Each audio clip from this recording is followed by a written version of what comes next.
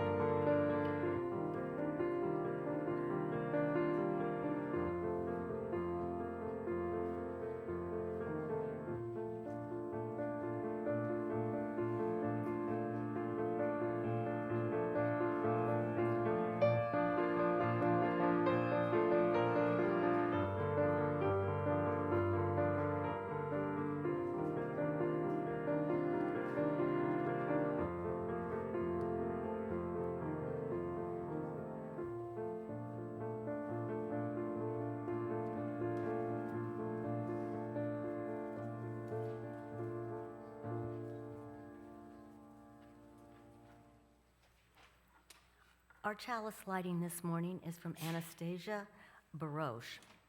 As we light this flame of hope, may our congregation become a kaleidoscope of souls and people, an abstract flame-like pattern in bright gold colors and a black background. In the presence of this flame, in me, in you, in us, is an invitation to sit at the table. May we tend our soul fire through these challenging and trying times to open our hearts and minds of all who enter our doors.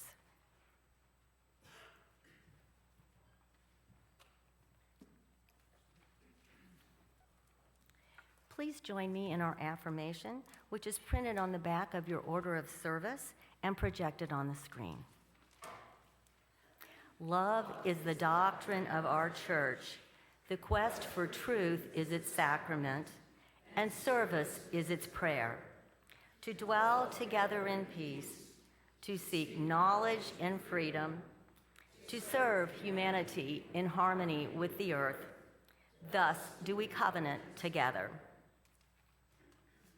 I invite you now to rise in body or spirit and join us in singing our opening hymn, hymn number 346 in the gray hymnal. Come, sing a song with me.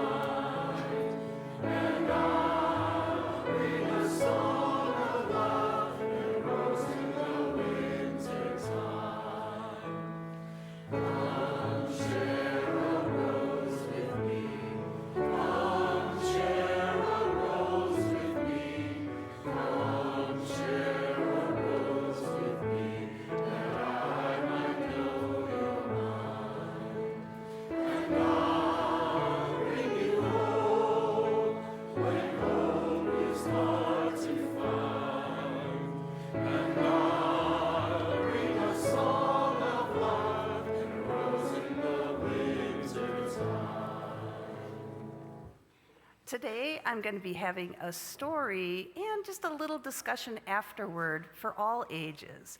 So we are not going to be calling anyone up to the front, but I do invite you, if you brought donations for MetroCrest services, that you place them in the basket here or in the lobby after service. And I believe we're also collecting donations for clients of Families to Freedom when they travel, and those can be put in the lobby in the marked box. So I'm going to go ahead and go to my story stool, and then I'm going to ask you some questions. So this story is called The Tree House, and please listen, because then I'm going to have some questions for you. Mia and her friends loved their tree house. It wasn't the biggest tree house in the neighborhood or the fanciest, but it was theirs, and it was special. They had decorated the walls with bright colors, hung a rainbow flag over the door, And for hours, they talked about the kind of treehouse they wanted and finally agreed on a rule that everyone was welcome as long as they were kind. One day, Tommy, a new kid, asked to join. Mia smiled. Of course, everyone is welcome here. At first, Tommy played along, but soon he started making mean comments. Why do you have that flag? He asked, pointing at the rainbow. That's weird. Liam frowned. It's not weird. It came from my house. It shows that everyone is welcome, no matter who they are. Tommy rolled his eyes. Well, I don't think boys should wear dresses, and I don't like people who come from other countries. Mia felt her stomach tighten. She wanted to be nice. After all, their rule was that everyone was welcome. But Tommy was making her friends feel bad. Tommy, that's not okay, she said firmly. We don't allow mean words about people here. It's just my opinion, Tommy argued. If you're really so open-minded, you should let me be able to say whatever I want. Mia took a deep breath. Being open-minded, being accepting, doesn't mean letting people hurt others, she said. We believe in kindness, and that doesn't mean anything goes. All of us who started this treehouse club agreed to the rules that we would follow. Liam nodded. You can have your opinions, but if you're hurting people, this might not be the right place for you. Tommy crossed his arms. So you're kicking me out? Mia shook her head. No, we're giving you a choice. You can stay, but only if you respect our rule. Everyone is welcome, and that means treating them with kindness. From that day on, Tommy kept his mean thoughts to himself, or maybe he started to change his mind. But Mia and her friends knew they had done the right thing. They had made a space where everyone could feel safe and happy, and that meant standing up for their values. As the friends added a new sign to their treehouse wall, "Be kind," Mia smiled. Being welcoming didn't mean letting people walk all over them. It meant protecting the space where kindness could grow. So I wondered, I'm going to stand up now. So I wondered how you felt about that. And I will ask kids and adults what they think. Do you think that was a good rule that they said everybody was welcome, but then people were welcome, but they could say whatever they want? And what do you think about that? Do you think being able to say whatever you want and everybody being welcome is the same thing? No, it's not. It's not. What did you hear in the story that made, I don't know, I thought Mia was very brave. What did she do in the story that showed that not everything went, that it wasn't an anything goes kind of conversation or treehouse? Yeah, she stood up for herself. She stood up for her values also. And I just think that was a really great thing to do. Now, here at Horizon, we also balance that everyone is welcome, but we covenant. You know how they made the rules that they all agreed upon? That was a covenant. They made the covenant. And with covenants, people agree how they're going to be together. But if somebody does not want to agree to that, then maybe that's just not the right place for them. So anyway, it's a very tricky subject, and it's something to think about as we continue on in these days. So I want to thank everyone for listening. I'm going to see you at the postcard party in the fellowship hall after the service, and we are going to be singing you out to your rooms.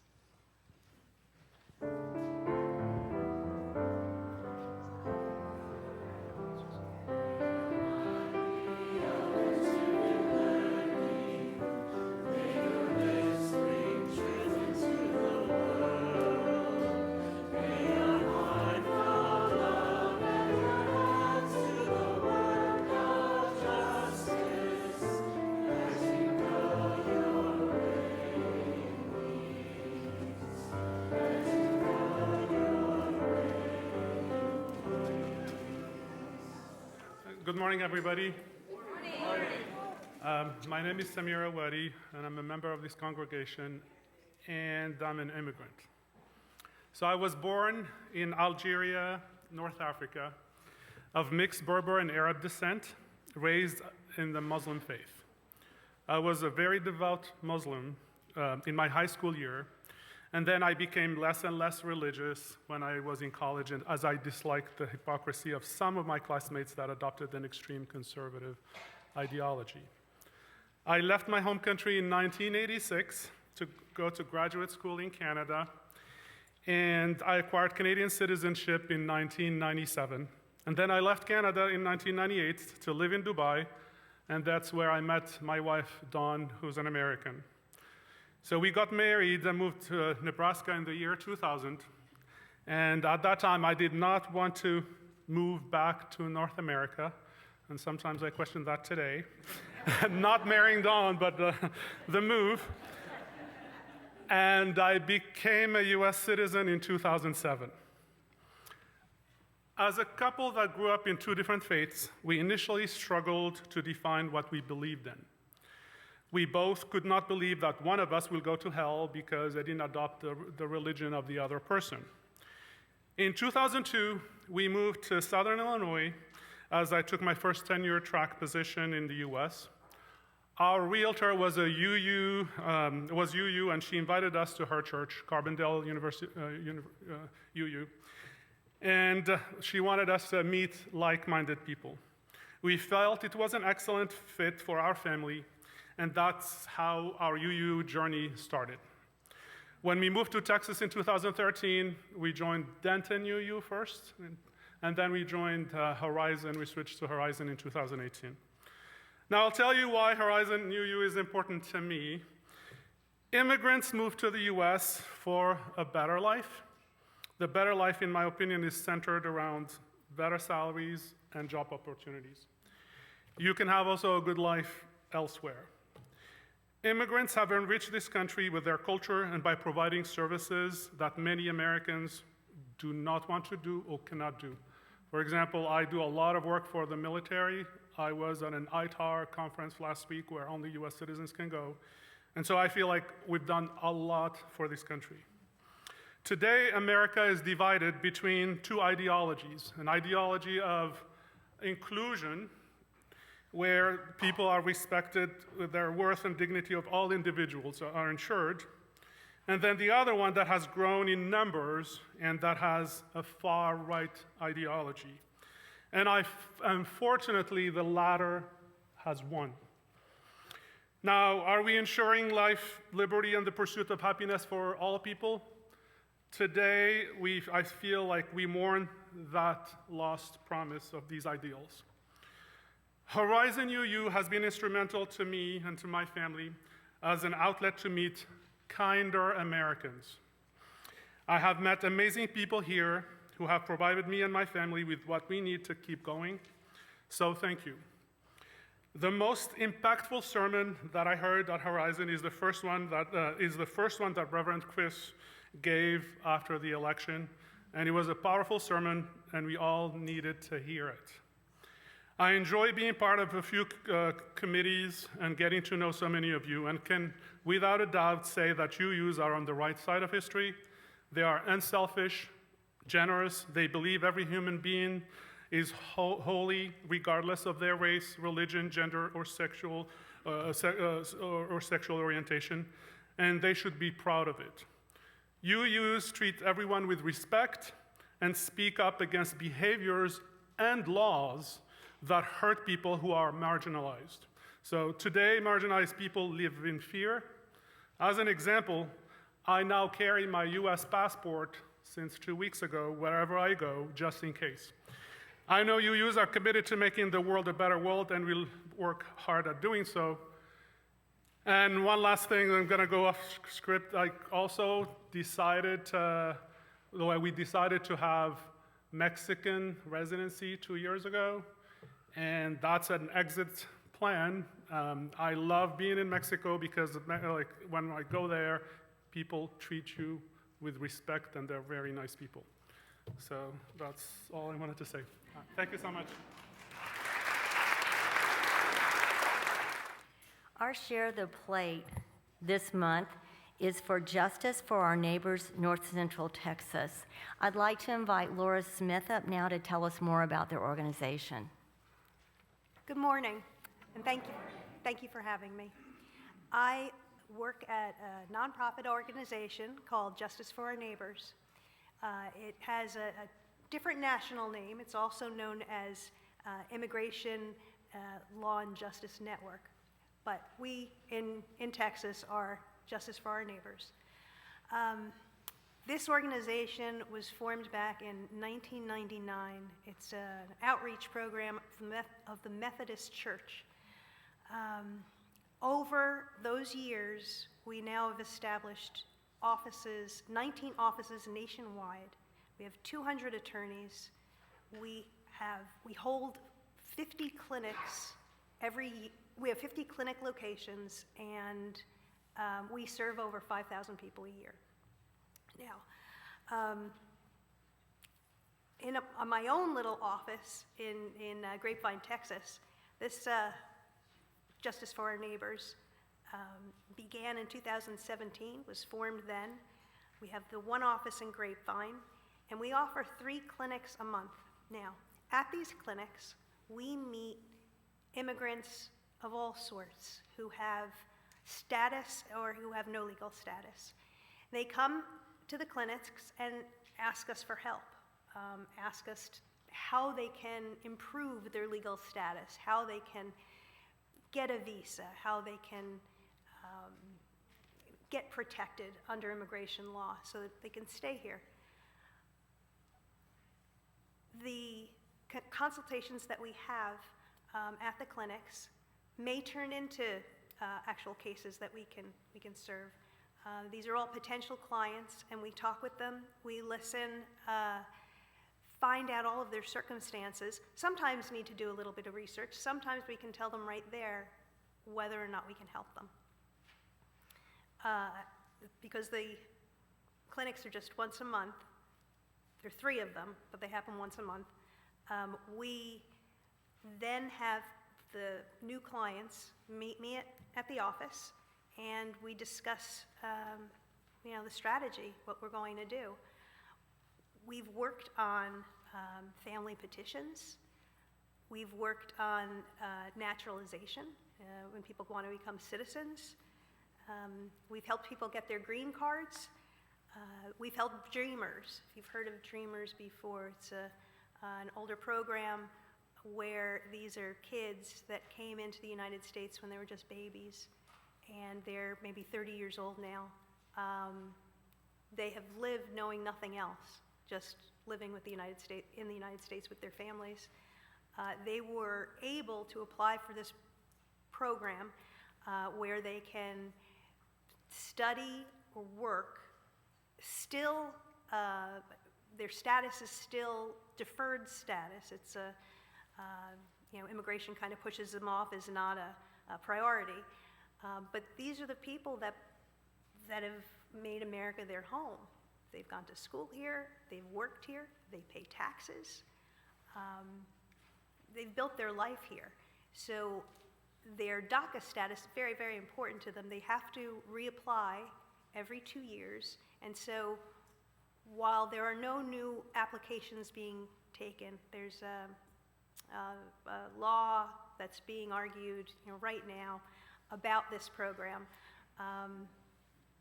We can't take any new applications, but I can help people renew their status. And it's not a pathway to citizenship, but it keeps them here and helps them out in a number of ways. We also help women under the Violence Against Women's Act. We help them get visas where they can stay here, get a job authorization, and be able to work, despite their horrible situation.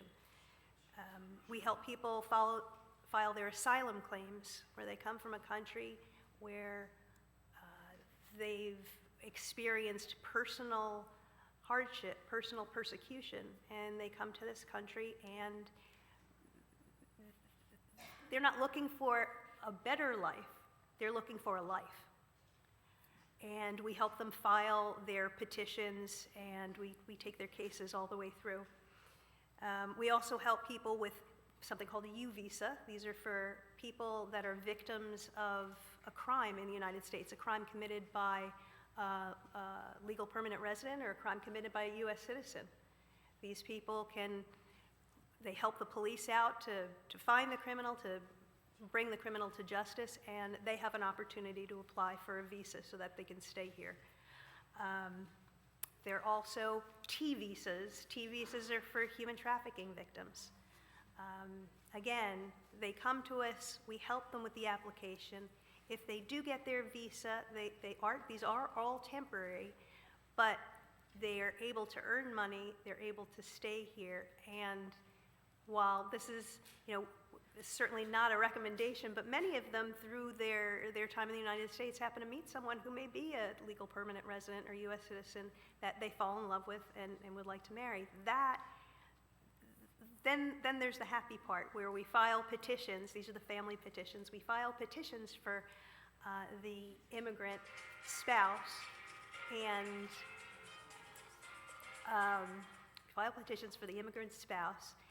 and they seek an adjustment of their status to get their green card. And those are one of the most rewarding things, just seeing someone who is come from very difficult background to then at some point become a legal permanent resident. They've been in the country for a long time. They've paid their taxes. I have read before that illegal immigrants, people without immigration status, pay more in taxes, in federal taxes, than they receive in benefits. Okay? You might be wondering, how does an immigrant work legally?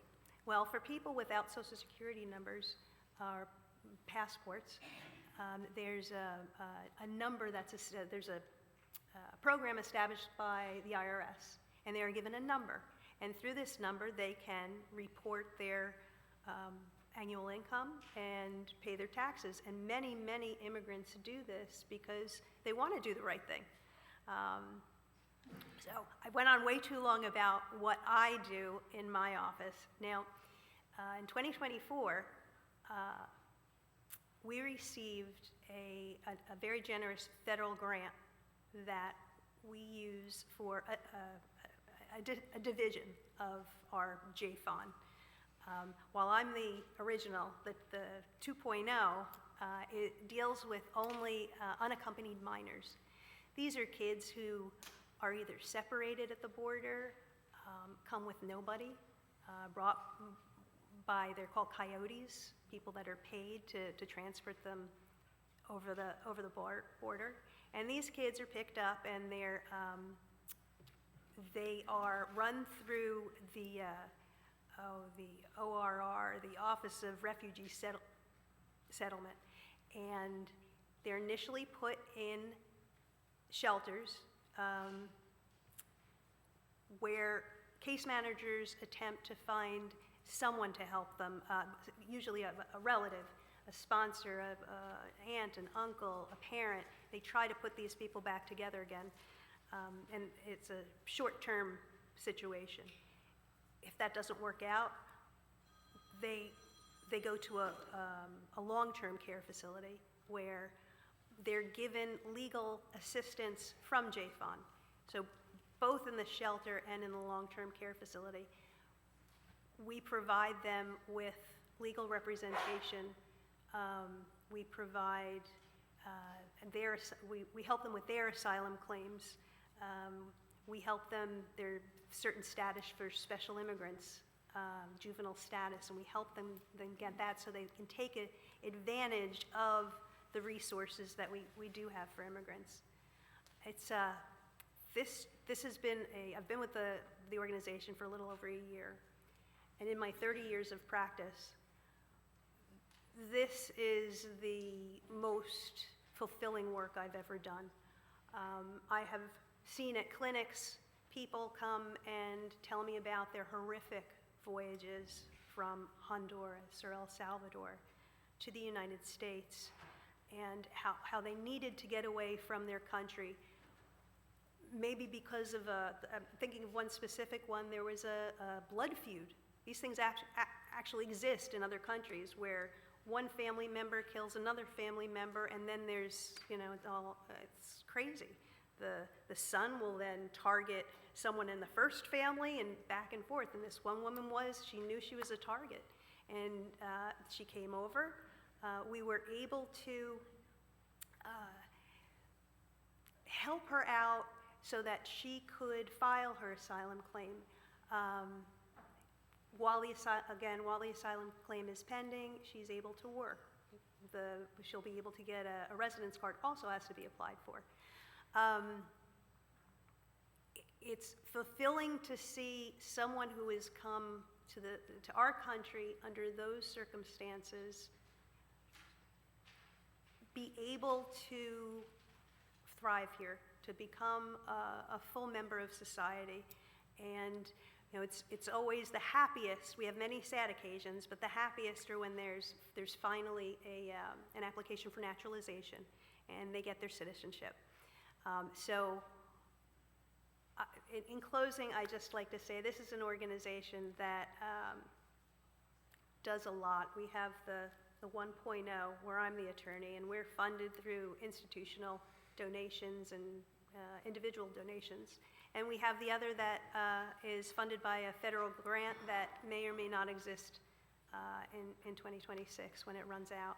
So I thank you for your time, and I'll have information outside if you'd like to take a look at it. And if you know of anybody who could use our help, please, take our information or ask for my card, and we'd be happy to meet with them.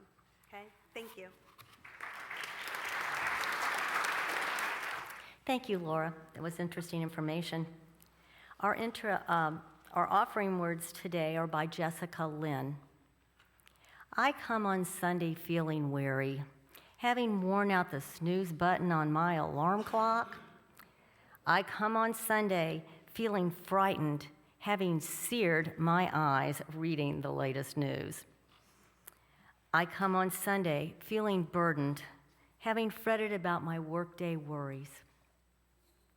But I leave Sunday service feeling refreshed, having been renewed by the spirit of love in this community that exists here. I leave Sunday feeling whole, feeling lifted up by the words of righteous challenge. I leave Sunday service feeling energized, ready to continue our fight for peace and justice. This haven, this refuge, this place of worship and wonder exists because we make it so. With our contributions, the gifts of our time, our skills, our food, our love, our laughter, and our money. Please join me in giving so that we may continue to have a place that fortifies and challenges us in these trying and troubled times. Thank you to our members and friends who give and pledge electronically. If you would like to give electronically, you may do so on our Breeze app or online at horizonuu.org/donate. The offering will now be joyfully given and received. Thank you for your generosity.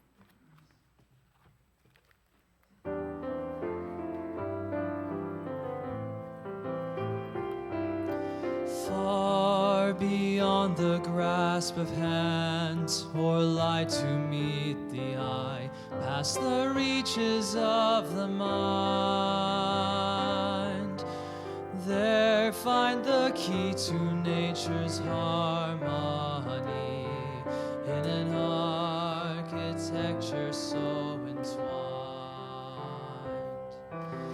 Like the birds whose patterns grace the sky and carry all who join in love expanding, the message of peace will rise in flight, taking the weight of the world upon its wings. In the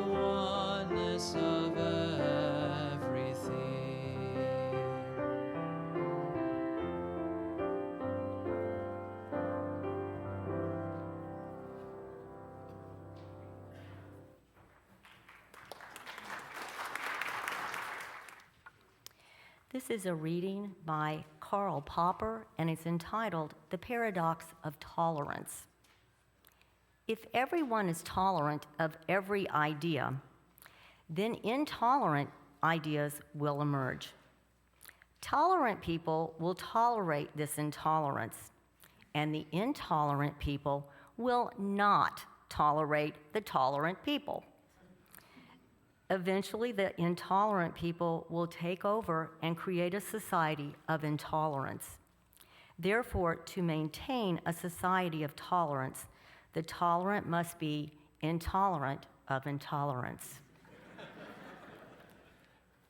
I suspect if I was to poll the folks here and ask why you first came to Unitarian Universalism, whether it's your first time ever walking in a church or you've been coming for decades, I would get a lot of different responses. I have a story that I suspect many of you share. I came to Unitarian Universalism looking for a place that affirmed me. After growing up in a church during my childhood that taught me how I was meant I was going to hell, I wanted a place that would affirm who I was without asking me to change. What really, really struck me about Unitarian Universalism is how much work we've done over the years to foster that sense of inclusion.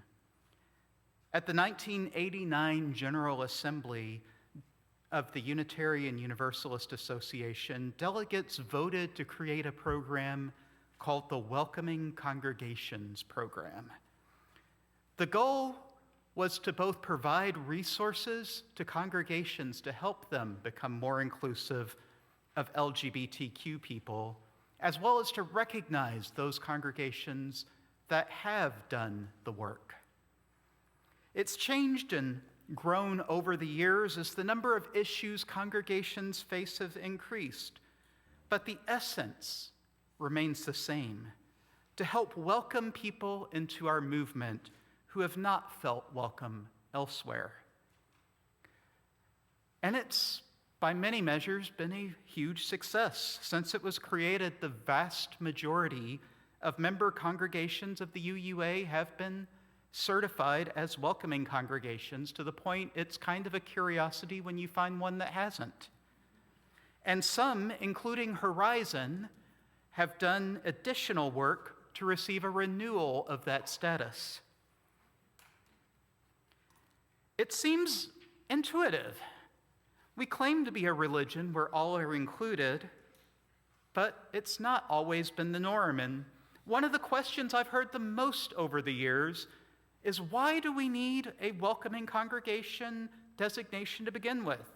Isn't it just enough to say we welcome all? The idea being that if we welcome all, doesn't it mean that we welcome LGBTQ people and don't need to do more work to be inclusive? In a perfect world, they would be right. It would not be necessary to list out the identities of those we affirm. The truth is, though, I've been part of communities that claim they welcome all. But what would soon become apparent after being there some time was that their attitude was one less than full welcome. Maybe some would offer welcome, but expect that I become like them, the whole melting pot idea. In the case of me, it meant becoming straight. In other cases, full participation was available only if the person is willing to take a position of don't ask, don't tell, because they are too political. But there's a different reason to make explicit what welcome really means. And I want to ask this with all sincerity this morning. When we say all or welcome, do we really mean all? If a member of the Ku Klux Klan approached our worship team and asked to do the sermon one Sunday, would we say yes because we welcome all? I like that answer, whoever yelled out no. Should we welcome a fundamentalist to the pulpit who doesn't respect our way of being religious and wants to convert us? Would we allow a sex offender to teach religious education? These may sound like far-fetched concerns, but not only do they come up in ethical debates all the time in Unitarian Universalist congregations, but I also know congregations that have had to wrestle with issues not so far removed from these. If we say everyone, do we mean everyone? And the truth is, if we did welcome these folks, we would not be welcoming others. I would put in my resignation if the worship committee told me I had to welcome a Ku Klux Klan member into the pulpit. And I'm sure many of you would as well. They would do more harm, and to be clear, Eileen's in the audience, and she would not do that.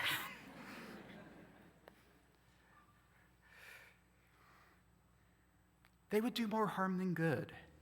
But does that mean that we're unwelcoming to them? Well, it certainly might feel that way to the people who aren't being included.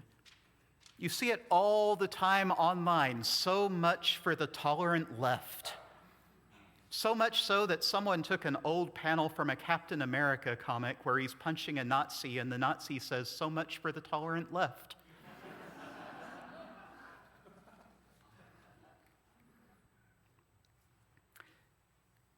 If we welcome some people in, it will mean that others are not or do not feel welcomed.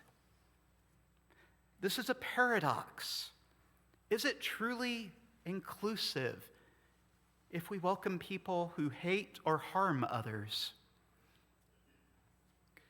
Philosopher Karl Popper expressed this issue succinctly in his Paradox of Tolerance, which was our first reading this morning. To paraphrase Popper, a society that's tolerant of those who would be intolerant would not be tolerant for long, because the intolerant will eventually use the power they gain from the tolerant to end the very acceptance that benefited them. Popper formulated his paradox because he wanted to understand how otherwise good people in Germany would have allowed Nazis to come to power in the 1930s. His reasoning was that there was a general belief that all beliefs and parties needed to have an equal voice in government, one that allowed Hitler and his followers an opening to influence and eventually seize power in the German government. Popper's paradox does give me pause when thinking about inclusion. What does inclusion mean if we can't include a certain number of people who would cause others harm? One way to think through Popper's paradox is by rethinking the meaning of inclusion. Does inclusion really mean that all are welcome? I would answer, perhaps not uncontroversially, no. There are some who cannot be welcomed because of the harm they would cause. I've often said that the first principle of Unitarian Universalism is the inherent worth and dignity of all people, not all ideas. What it means is making room at the table for those who have traditionally been excluded. In other words, those who are excluded for no other reason than their identity. Thus, why the UUA's Welcoming Congregation program focuses on preparing churches like ours to welcome LGBTQ people in a way that recognizes their beautiful selves fully and affirms their worth and dignity without the need to change. My answer is that our community, much like others, welcomes those who share our values. The reason we see ourselves as welcoming is because our values of love, justice, inclusion, and equity call us to make room for many people who have often had trouble finding a religious home. From women to people of color to queer and trans people to disabled people and non-Christians, our movement is constantly evolving, transforming to bring in people who want to be a part of what we have, so that we can honestly and truly tell them, wherever you are on your spiritual path, you are welcome. But what does that mean for people we can't welcome right now? Are they doomed to be outside of our circles for all time? And how do we create the sort of welcome that helps people not just be included, but welcomed? These are some of the questions I've been thinking a lot about lately, given the polarized nature of our world that Samir mentioned in his testimony. It seems sometimes that we're going backwards rather than progressing on creating a community that values all. And I am hearing daily in conversations people talking about feeling the need to go back in the closet and say, don't ask, don't tell. I don't think there are easy answers, but I do think there's good reason to think that widening our circle of welcome will benefit even those who cannot or will not be with us right now. And will you please join me in the Doxology? You'll find the words on the screen.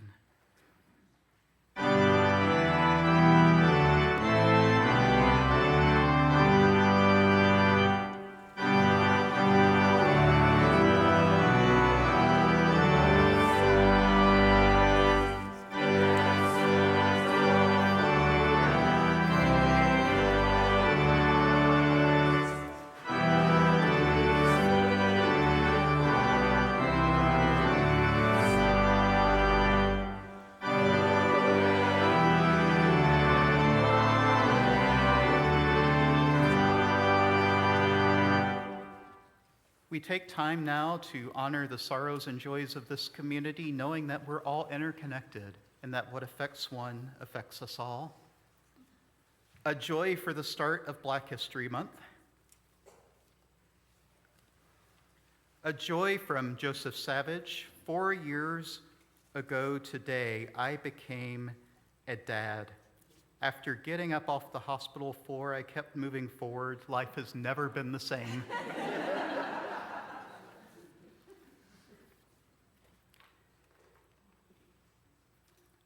A joy that Marianne and Blaze welcome their newest partner, Skies, to Horizon. And forgive me if I get a name wrong in this one. I had to turn to Donna and ask her to interpret it for me. A sorrow. Mavericks fans everywhere are sad in the loss of Luce. With all that is going on, it may seem trivial, but it's a real loss.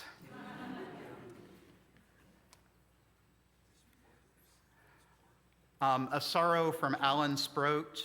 I have been diagnosed with stage 2 prostate cancer. It is very treatable and has a very nearly 100% survival rate at this stage. A sorrow we light a candle for those who lost their lives in the plane crashes in Washington, D.C. and Philadelphia this week.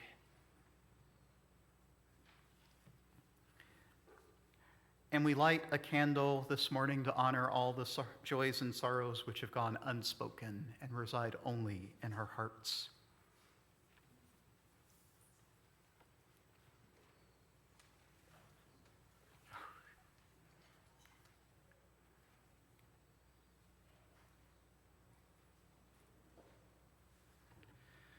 Please join me in the spirit of prayer or meditation in whatever way feels right with these words from Gretchen Haley. It will be followed by a moment of silence, which will be broken by our responsive hymn, number 1023 in the Teal hymnal, Building Bridges. For this one moment, know that you are loved, that you are safe and whole and loved. Know that you belong here among us, here upon this earth, in your body, however tired or broken your heart may be. Whatever fear, disappointment, anger you carry, For this hour, know you are not alone. Feel the presence of others surrounding you, breathing beside you and with you, discovering together the way our voices rise and fall together in harmony and hope. Claim here a resilient freedom, the choice for love, for light, to live with joy, and gratitude and praise as a form of resistance.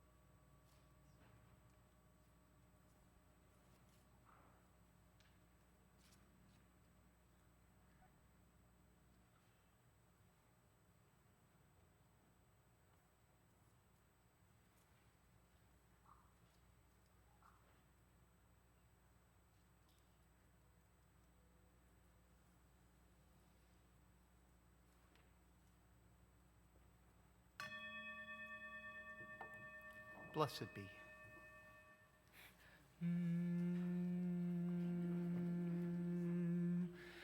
Building bridges between our divisions, I reach out to you, will you reach out to me? With all of our voices and all of our visions, friends, we could make such sweet harmony. Building bridges between our divisions, I reach out to you, will you reach out to me?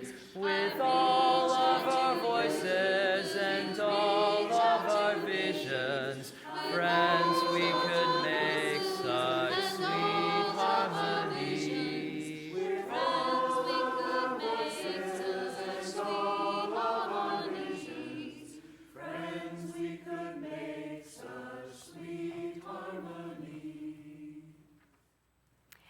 These are words by Angel Kyodo Williams Sensei.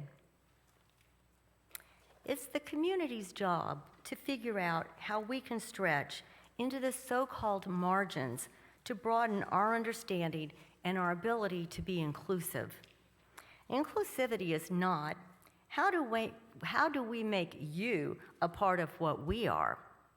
But how do we become more of what you are?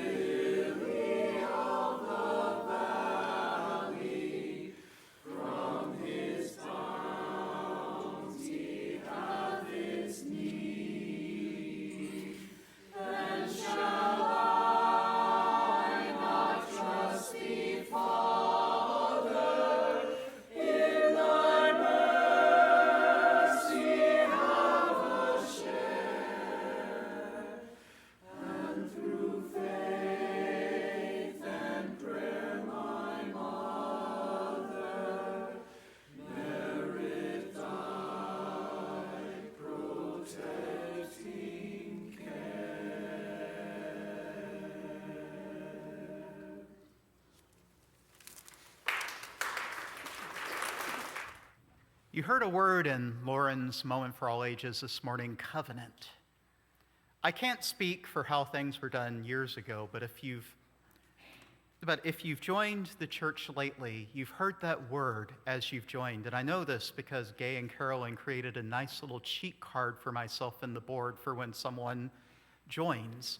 We tell them you are joining a community of covenant. A covenant A community of covenant means that we have agreed to certain ways that we'll be together.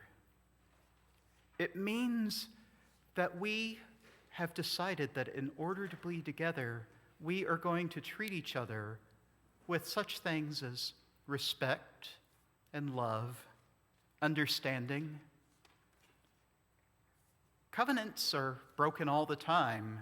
Every person in this room will eventually break the covenant, myself included.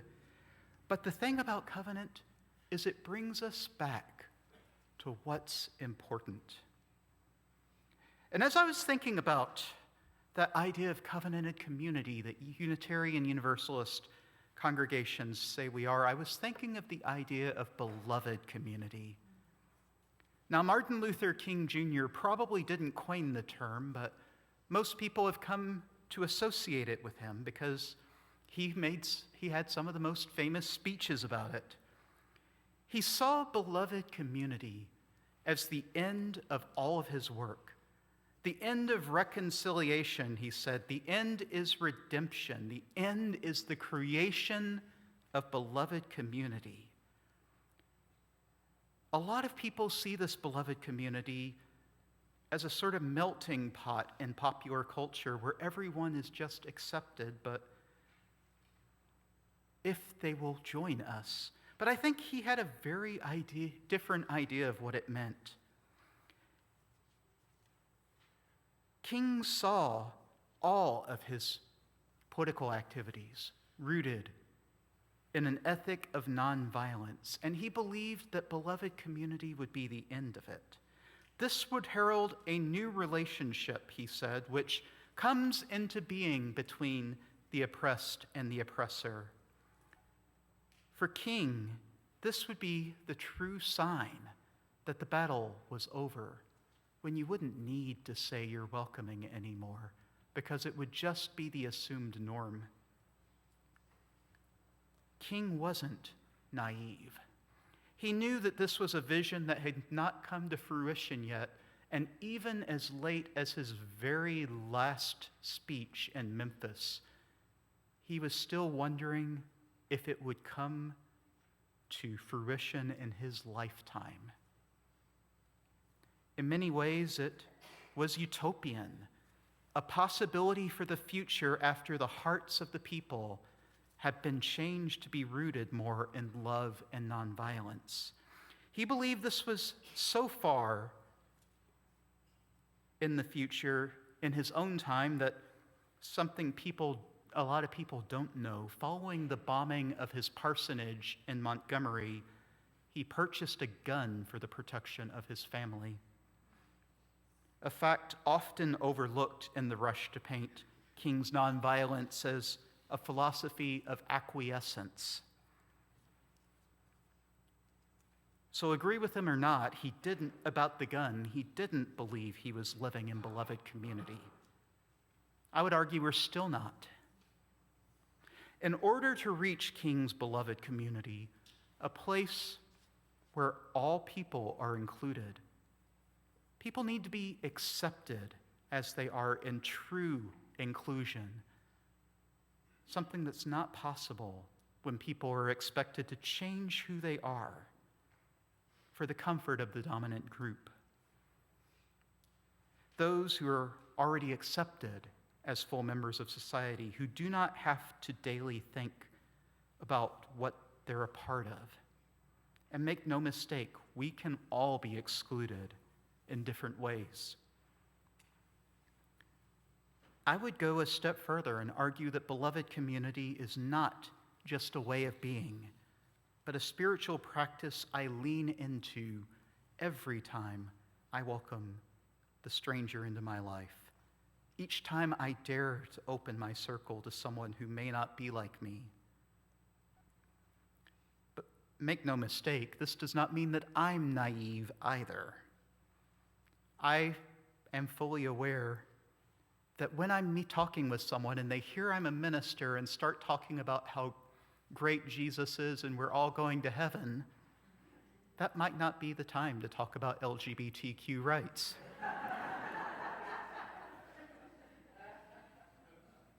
There are people whose beliefs and actions about the worth of other people would jeopardize the entire project and make the community less welcoming. It's about opening our communities to more people, as Angel Kyodo Williams put it in our second reading this morning.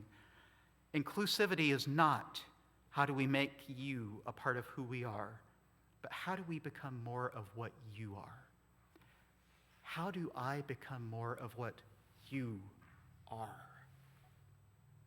And how do you become more of a part of what we are? It means making room for others. Beloved community is a hoped-for place where all people have a place. But it is a mistake to assume that it's here now. Part of responsibility and accountability is realizing that what we believe matters. Whether we believe all people have inherent worth and dignity, or if we were to assert that some people are so bad they deserve eternal torment. I believe in the former, but that does not mean I need to tolerate beliefs that hold some people don't deserve it. I am not going to let anyone starve. I'm not going to be rude to people. I'm not going to snub my neighbor. But it does mean that I can have different relationships with different people. Calvin knows things about me that I'll never preach from this pulpit, as I'm sure some of your spouses and families do as well. I'm a universalist. I believe all people are redeemable. That's why I think part of the process of building beloved community is building it whether people are ready or not. Because we want that door to be there and open. Because we want to be able to welcome people in. But it also means holding the humility that it's not just people out there either. I think we all have work to do to be fully inclusive. I know I do.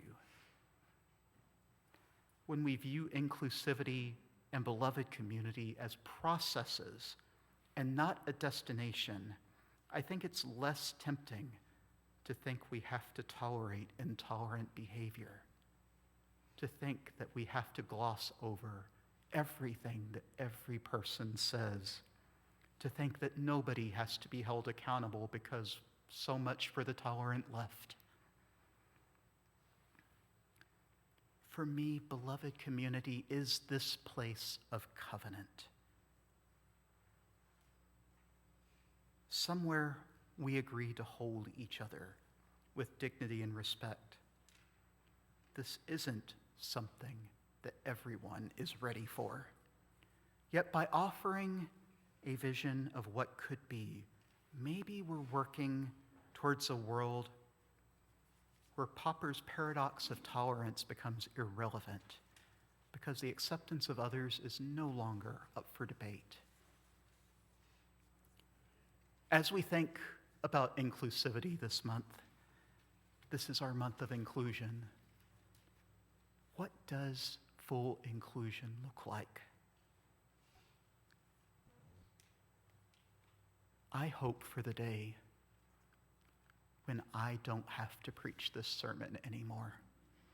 It's not the first time that I preached a sermon like this. Someone actually bought my sermon at another congregation in an auction just to have me preach this sermon. But I can tell you, heart changes are hard, and it's going to take all of us being our very best to be able to shift to where that sermon's not needed anymore. May we ever be the community that holds open the wide door of welcome. May it be so. We extinguish this flame, but not our commitment to welcome radically, love boldly, grow spiritually, and serve courageously. We do this because we envision a beloved community filled with compassion, helping all to thrive in a just world. I'd like to invite you to rise in body or spirit and join us in singing our closing hymn, hymn number 1014, in the teal hymnal, Answering the Call of Love.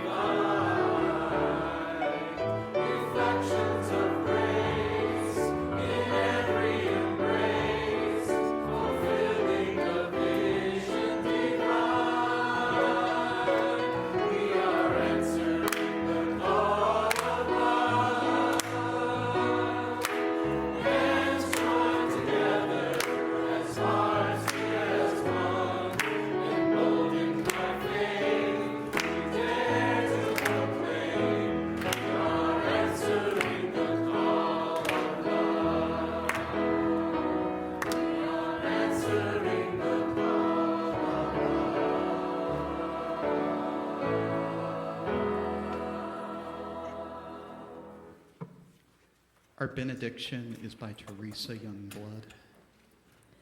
My beloveds, may you be invited to the party. May you be asked to dance. May you be amazed to learn that your own precious heart already knows and leaps to the song, and in this moment whirling in the expansive affirmation of all creation, an embodiment of the divine's boundless love. May you turn and face the door, arms outstretched, to sing in wide welcome that ever-changing song of togetherness to those who have yet to discover that they too belong here. Amen. Blessed be, and go in peace.